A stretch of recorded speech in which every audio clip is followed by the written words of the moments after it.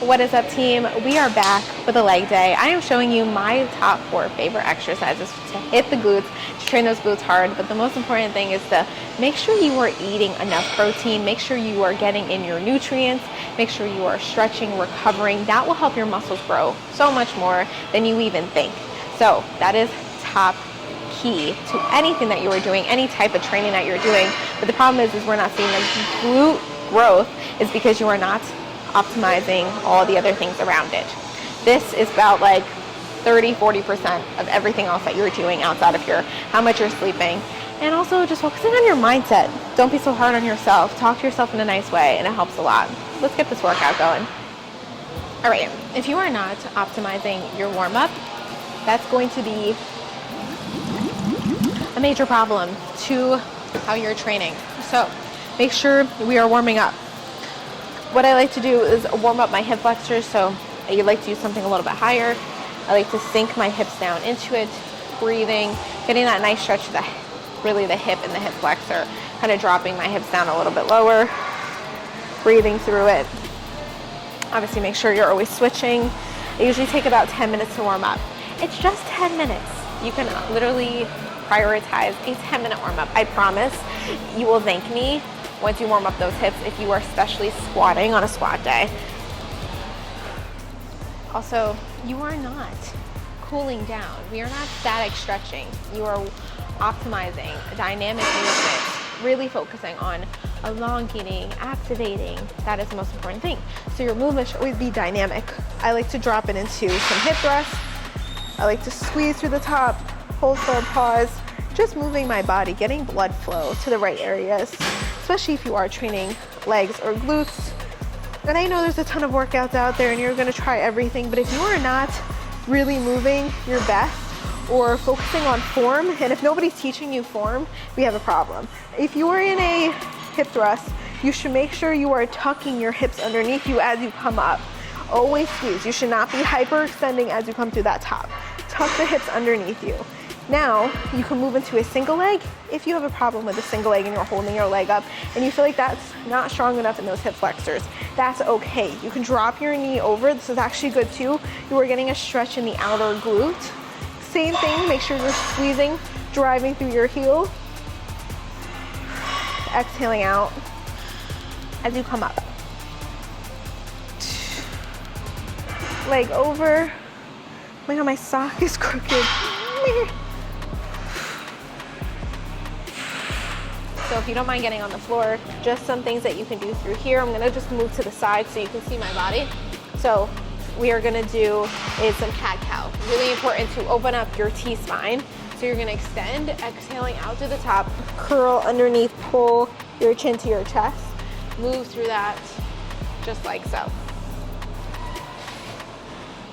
Extension, and then all the way back through it. You can do as many as you want. And then just important, we want to activate that core. So you're going to extend out, meet in the middle. You can get that elbow and that knee to touch for some bird dog through here. Stabilizing like you had something on your back and you didn't want it to fall off. Am I going to kick that? Yep.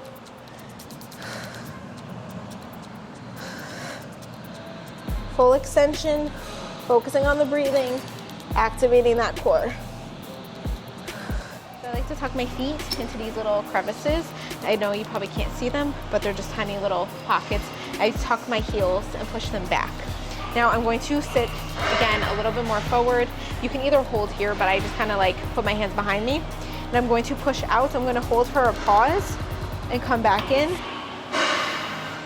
Come back in nice and light. Right back out. I actually need to adjust this just to bring this in a little bit more. And then readjust my body. And I hold for that pause. It doesn't have to be that heavy. It's just warming up so to get your muscles really moving.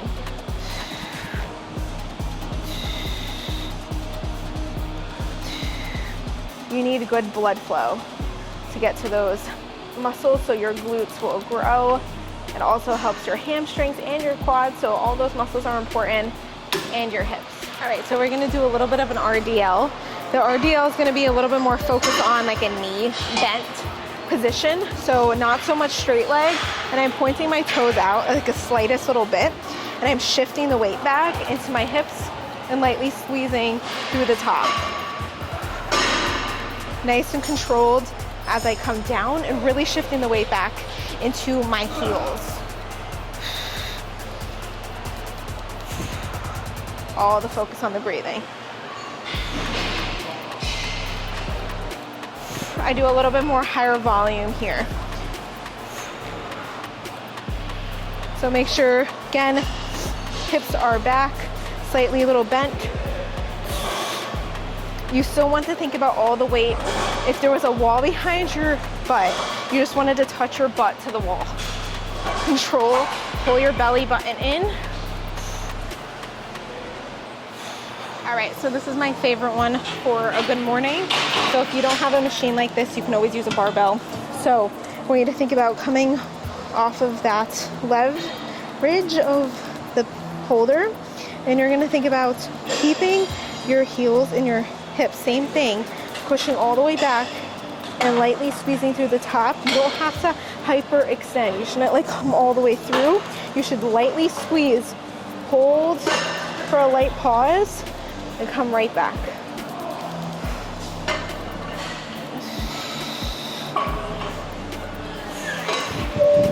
All right, so same idea. You're gonna push back into your hips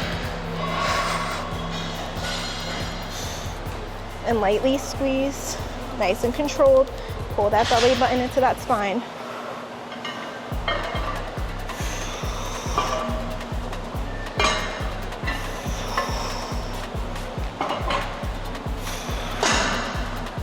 Little cable RDL. It's like my favorite. It's like a split squat, split stance. I think I'm gonna start with 60. Okay, so what you're gonna do is you're gonna kickstand your toe in the back, and you're going to make sure you're hinging at your hips, coming down and driving again through the heel that's on the front leg, and keeping the weight loaded into your hips as you come forward. Squeeze through the middle, focusing on the breathing. And then just come from the other side. Same thing, kickstand that foot, pull that stomach in. You can control, slow it down if you want to do more of a tempo. You can also use a handle if you feel like that's better. And I'll show you just an example of what that looks like. I did bump up the weight, but just to keep it a little bit lighter, I think around 50.